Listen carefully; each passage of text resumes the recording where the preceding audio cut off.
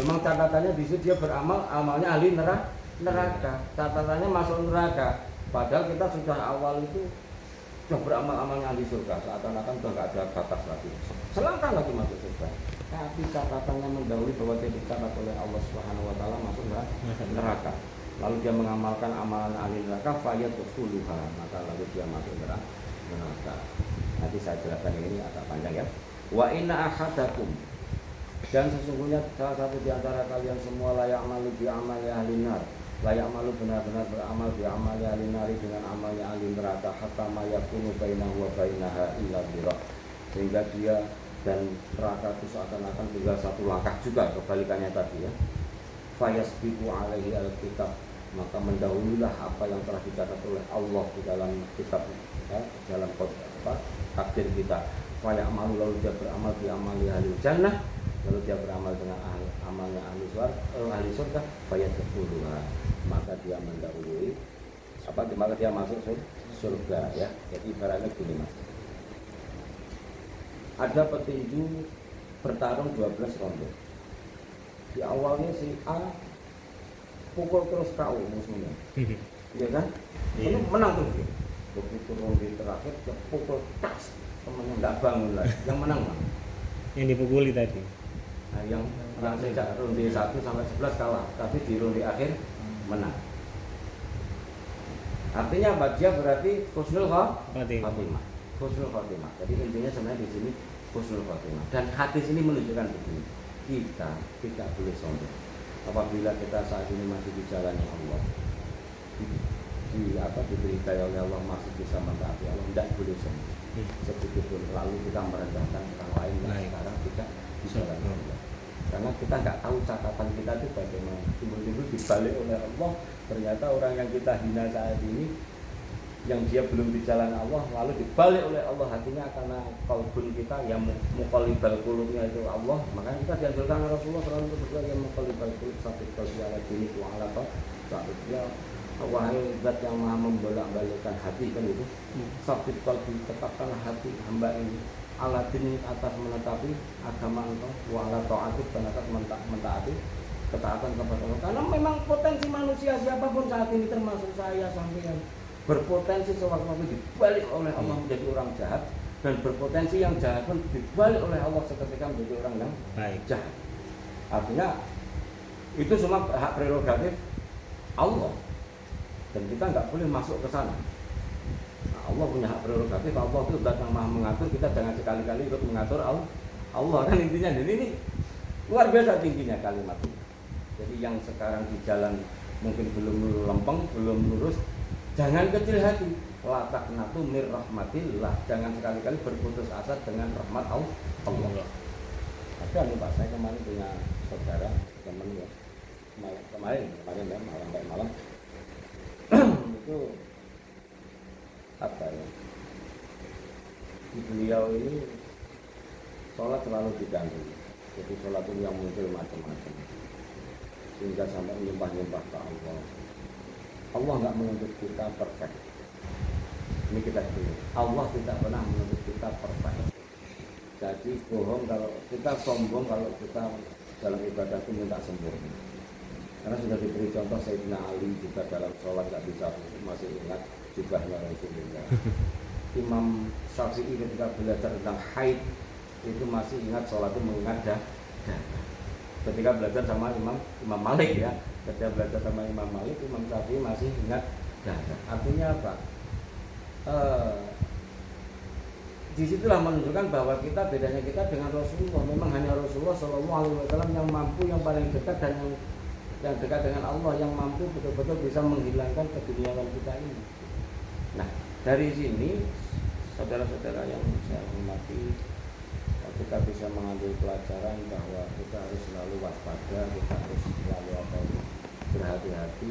Jadi wong Jawa adalah seperti hati-hati, karena saat bejo-bejo orang lali, bejo wong kang eling lan waspada.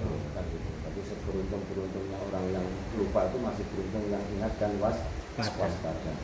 Sehingga Imam Ghazali mencatat hadis Rasulullah dalam kitab Ihya'nya itu bahwa ad-dunya mal'unah, mal'unun ya, dunia itu dilaknat, wa ma'unatun ma fiha, dan apapun yang ada di atas muka bumi itu dilaknat oleh Allah illa dzikrullah, kecuali zikir kepada Allah. Zikir itu bukan untuk kita subhanallah, tidak. Zikir itu kalau dalam kitab apa itu Bidayatul Hidayah Imam Al-Ghazali itu disebutkan zikir itu mulai kita bangun tidur sampai tidur lagi. Bangun tidur, mulai tidur kita berwudu, baca bismillah, bismillahi Allahumma ahya wa bismika amut. Bismillah Allahumma ahya wa bismika amut. Bahwa orang tidur itu kita menyebut asma Allah. Segala apapun perbuatan yang kita kerjakan dengan baik maka harus diawali dengan menyebut asma Allah. Dengan menyebut asma Allah kita tidur, jadi kita hidup, dan dengan menyebut asma Allah kita mati. Karena hakikatnya orang tidur itu mati. Bahkan di ayat Quran sebutkan wamin ayatihi mana mungkin bila liwan benar. Dan bagian daripada tanda-tanda kebesaran Allah adalah tidurnya kita di siang hari dan di malam hari. Kenapa kok itu tanda kebesaran Allah? Nah kita tidur nyaman-nyaman, Allah tetap maha al-hayyu al-qayyum. Allah wala naum, Allah tidak tidur, Allah mengatur seluruhnya. Karena Allah zat yang maha mengatur. Maka ketika makhluknya tidur tetap Allah menjaga kita. Ya, masih menjaga kita luar biasa. Zikir nanti bangun tidur kita mengucapkan apa? Alhamdulillahilladzi ba'dama amatana wa ilaihi nusyur. Yes, kalau puji bagi Allah telah membangunkan kita, menghidupkan kita dari kematian. Artinya memang orang itu mati. Nanti masuk ke WC kita dianjurkan masuk kaki itu berdoa lagi, ya kan? Bismillahirrahmanirrahim. A'udzubillahi minal khubuthi wal khaba'ith. Ya kan? Lalu kita diajari cuci tangan dulu, karena nggak tahu malam tadi berilya kemanapun kan kalau tidur kan. Nah, terus kaki, terus sebelum kita mandi atau mungkin berwudu, buang air besar, buang air kecil itu sudah diatur semuanya. Itu bikin keluar pun kita berdoa alhamdulillahilladzi anzala 'alal adza wa wani, lalu kita sholat subuh, lalu kita keluar rumah diajari pada kaki kiri, kaki kanan dulu dengan mengucap bismillahirrahmanirrahim, la haula wala quwata illa billah. Dan semua mau makan baca bismillah, setelahnya alhamdulillah. Semua itu namanya zikir. Jadi zikir itu jangan sampai salah persepsi, wah hanya duduk terus.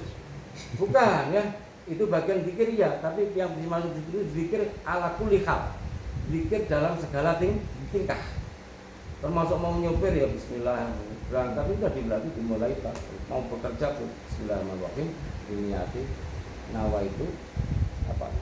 Kasbi. Nawa itu kita berniat sengaja untuk bekerja, untuk mencari ma'isyah, menghidupi keluarga gitu. Berarti seluruh hari itu kegiatan kita kerja itu nilainya ibadah, dan itu bagian dari zikir. Dan disitulah akhirnya turun yang namanya pertolongan dari Allah Subhanahu wa Ta'ala. Terus lalu Imam Ghazali mengatakan ya illa dzikrullah wa ma fiha, dan apapun yang diridai oleh Allah Subhanahu wa Ta'ala, dunia dan isinya dilaknat kecuali zikir kepada Allah. Wa mu'alliman wa muta'alliman, dan orang yang mengajar dan orang yang belajar. Ada proses belajar mengajar. Kita niati hari ini kita belajar mengajar, mungkin selama ini gara-gara isu Siti Corona, nama Joko Corona ini mungkin sadar diri kita agak jauh kan, dengan kita sirami ya, semoga kita nggak lupa dari kodratnya diciptakan oleh Allah. Wa ma khalaqtul jinna wal insa illa itu nggak ada sholat saja tidak, tetapi selama kita tidak bermaksiat ya, selama kita tidak bermaksiat ya Allah, itu artinya kita telah mengibadahi Allah Subhanahu wa Ta'ala. Karena lawannya ibadah itu maksiat. Jadi selama tidak bermaksiat itu berarti beribadah. Bahkan tidur pun ibadah gitu. Kalau diniati dengan benar. Contohnya ini tadi, orang yang sudah beramal dengan amalan surga tidak sedikit saja, masya Allah, akhirnya dia beramal amalan ahli neraka. Di sini sampai Rasulullah itu bersumpah, fa wallahi, itu kan ada huruf qasam. Wallahi itu kan huruf qasam, huruf sumpah.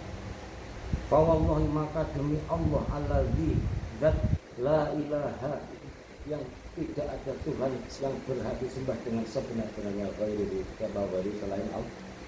Jadi inilah pelajaran dari Rasulullah SAW. Apalagi kalau kita mau berbahagia dunia dan akhirat, kuncinya salah satunya man amila sholihan min dzakarin aw unsa wa huwa mu'min falanuhyiyannahu hayatan thayyibah.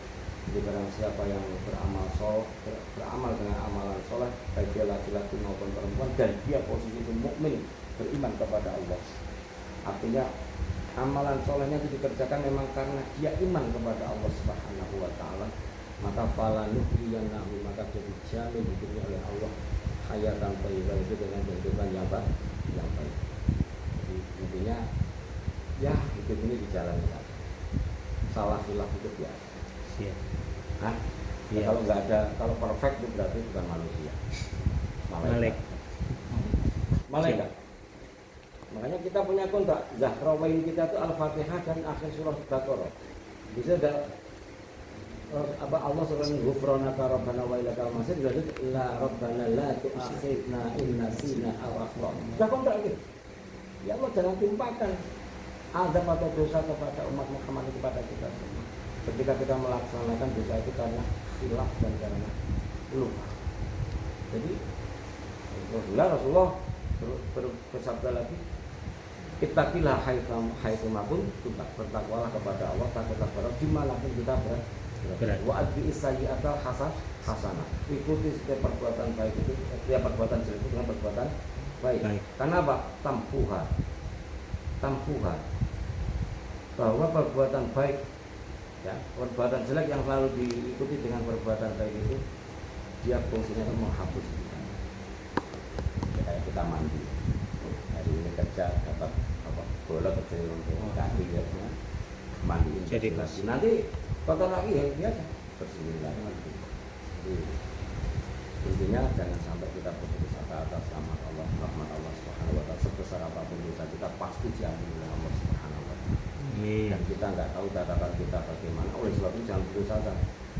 Jangan putus asa, dan kita selalu bahwa inna inda abdi balidi, ya, inda balni abdi. Kita kalau kata Rasulullah dalam hadis kutsinya bahwa aku sesungguhnya Allah itu tergantung prasangka hamba kepada. Kalau kita selalu menyangka baik kepada Allah, maka yang terjadi pasti baik. Ya, bahkan kebenaran absolut ini kalau sama sering mendengar Gus Bah kan, begitu ada, ini sangat terkenal ya, bahwa man qala la ilaha illallah dakhala jannah. Karena siapa yang telah mengucap la ilaha illallah, maka dia akan masuk surga. Wa in zana wa in sarqa, walaupun dia pernah berzina dan walaupun dia pernah mencuri. Ini bukan berarti kita melegalkan perzinahan dan pencurian ya. Tetapi artinya apa? Orang yang telah mengucap la ilaha illallah tidak bisa dibatalkan dengan maksiat. Dan memang itu kalimat yang paling absolut yang tidak bisa disangka oleh siapapun ya. Baik itu diucapkan oleh maling, oleh penzina, oleh ulama, sama maknanya. Iya kan? Maknanya sama. Dan itu nanti kita berikan lagi, keputusannya kita kembalikan kepada Allah Subhanahu wa taala. Jadi ya logis sekali Mas. Logisnya gimana? Saya bilang bahwa Allah menciptakan neraka itu karena kalimah la ilaha illallah. Barang siapa yang mengingkari kalimah la ilaha illallah disiapkan neraka. Dan Allah menciptakan surga pun karena kalimah yang mempercayai masuk surga. Lalu logikanya sampai ketika menancapkan dalam hati itu la ilaha illallah lalu sampai disyaratkan neraka. Apakah pantas kalimah la ilaha illallah disyaratkan neraka? Sedangkan dia ada karena kalimah ini. Jadi umat Islam itu pasti masuk surga. Pasti masuk surga. Cuma itu nanti kelas-kelasnya kan ada yang standar SSS gitu kan. Ada yang biro ini hisab, ada yang biro ini hisab, ada yang kita langsung ya ekspreskan gitu ya kan, kita ada yang macam-macam. Sehingga mungkin ada yang dicari Rasulullah masuk neraka itu kata Imam Malik ya, dia dicuci dulu kan. Karena salah satu alat pencuci itu adalah api lah, untuk membersihkan ini kan dicuci dulu pakai api kan, lalu dicari Rasulullah diambil kan mendapat syafaat Rasulullah. Kan permintaan Rasulullah itu satu yang paling diminta Rasulullah itu jangan sampai ada umatnya yang masuk neraka. Sehingga ada kalimat itu tadi, ada ucapan man qala la ilaha illallah dakhala jannah. Jadi jangan khawatir, jangan khawatir. Hidup itu enjoy saja, yang penting kita tidak maksiat. Jadi kalau kita bekerja di perusahaan ya kita patuhi aturan perusahaan. Yaitu kalau kita hidup di dunia ini di Indonesia kita patuhi aturan Republik Indonesia. Nah itu karena kita hidup di muka buminya Allah, ya kita juga harus lebih patuh kepada Allah. Intinya kan begitu. Jangan sampai ketakutan kita kepada perusahaan melebihi ketakutan kita kepada Allah Subhanahu wa Ta'ala. Ini mungkin kalau ada yang mau ditanyakan, jangan lama-lama, itu pusing. Ini barangkali ada Ya. Kita relax aja sama. Tanya bebas tadi. Oh bebas. Kalau bisa kan dijawab, kalau enggak ya nanti dulu cari kitabnya kan gitu. Iya Mas. Terkait ini Mas. Assalamualaikum warahmatullahi wabarakatuh. Waalaikumsalam warahmatullahi Nama saya Steve. Ini saya mau tanya terkait Islam di Jawa itu Pak Ustadz. Kan banyak dihubung-hubungkan dengan budaya-budaya Jawa Hindu.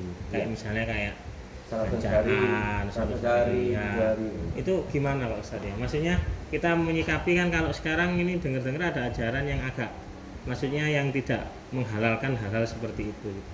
Jadi kita menyikapi sebagai orang Jawa, kalau di Jawa kebetulan ini kan istri saya orang Cepu Pak Ustadz. Jadi sering Jawa Tengah ya. Jadi sering dikit-dikit itu teronan, dikit-dikit bancaan, jadi sering keluar uang untuk kayak gitu-gitu Pak.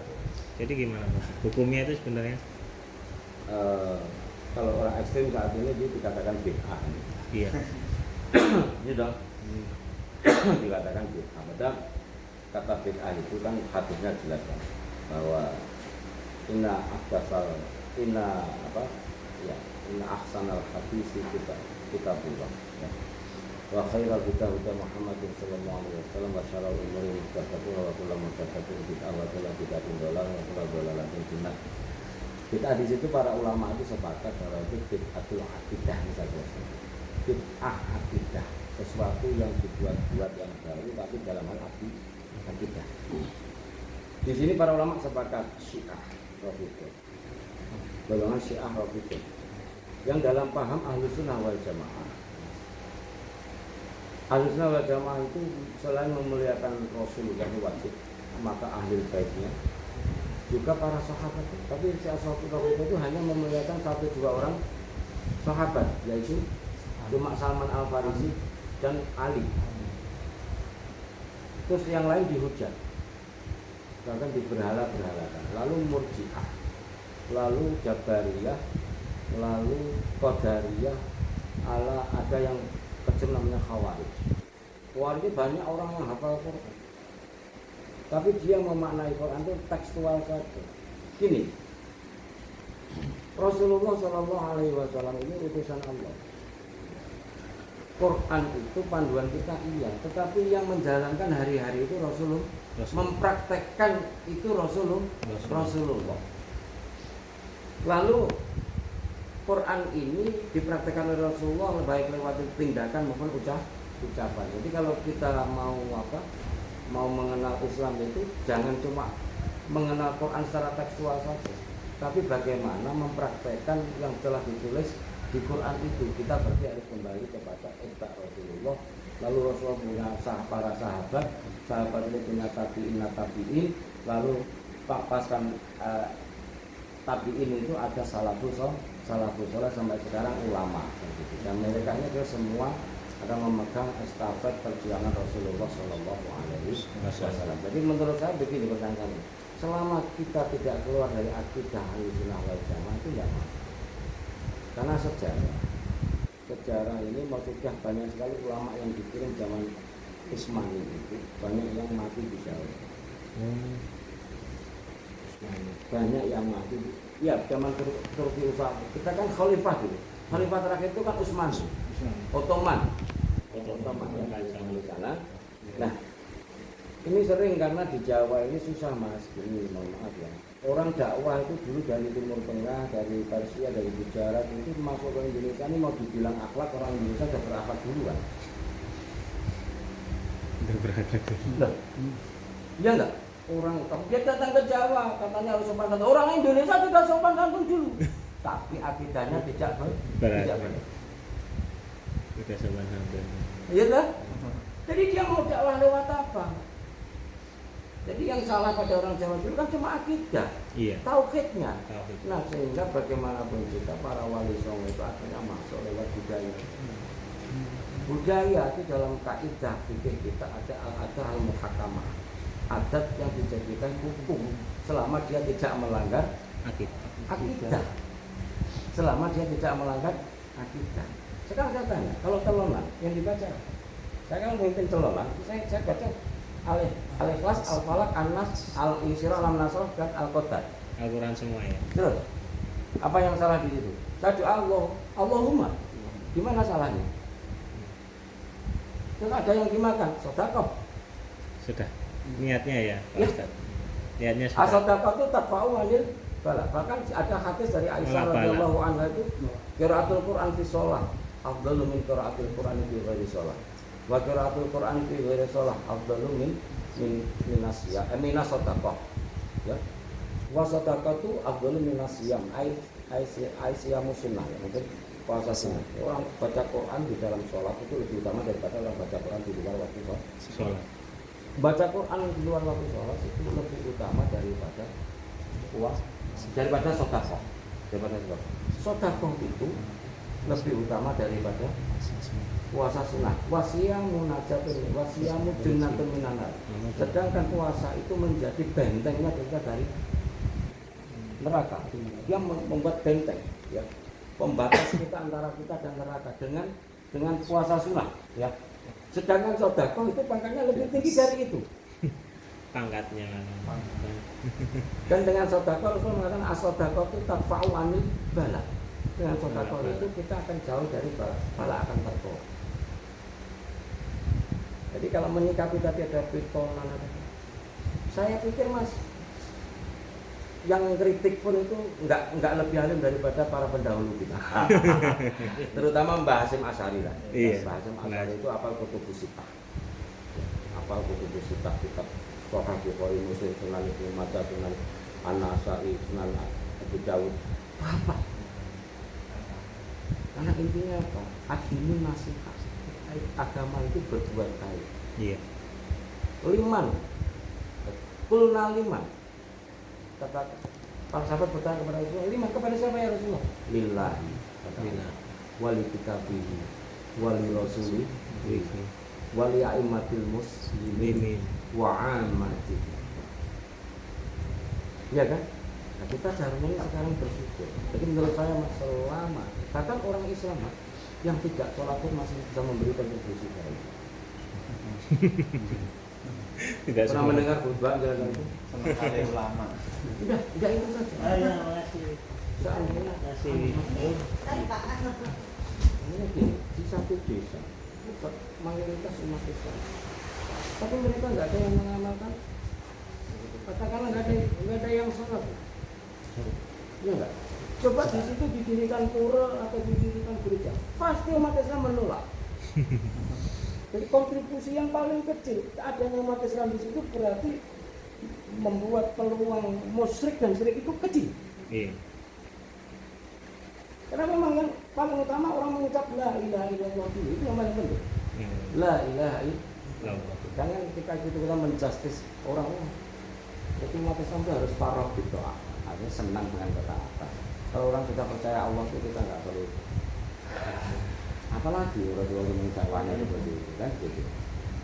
Mungkin itu macam nggak usah kita masuk terlalu ke dalam kan. Intinya sedekah itu baik. Baca Quran.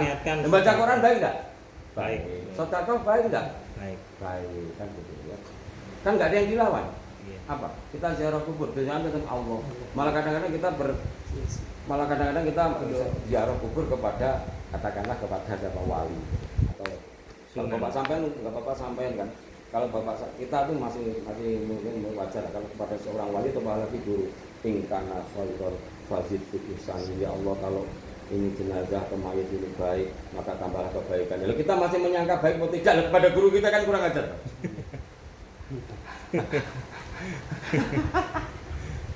Ya, jadi tetap mintanya kepada Allah Subhanahu wa taala. Artinya saya bagian dari orang-orang yang dakwah lewat seperti itu, karena nggak bisa kita menjalin budaya. Iya. Budaya selama dia tidak menentang syariat atau akidah, nggak apa-apa. Jangan sedikit-sedikit dia kalau beta nggak jangan naik mobil. Makasih. Pakai masker. Nah, oke. Terima kasih Pak Ustadz. Siap, Terima kasih siap. Pak Ustadz. Nggak apa-apa, Alhamdulillah. kita dialog saja nggak masalah. Iya. Kita bisa di. Mas ini aslinya pun di Semarang ya Pak. Mas Monis ini. Beli Pak. Oke. Dibuka Pak Ustadz. Tahu yang ini kan. Menurut. Ya bersih tidak Ustaz. Ya bersih. Ini kan Semarang. Semarang sih Pak. Dia Pak Ustaz, ini pun mulai jadi jenengan rasa-rasanya. Ngeten Pak. Kenapa dulu setengah dua? Sorry. Setengah dua baru mulai dulu. Sekarang itu kok jam setengah satu nunggu. Karena kan governor ini. Kan kondisional Pak. Jadi ada beberapa 10 sampai 11 wali santri itu yang super ketat seperti ini awal-awal.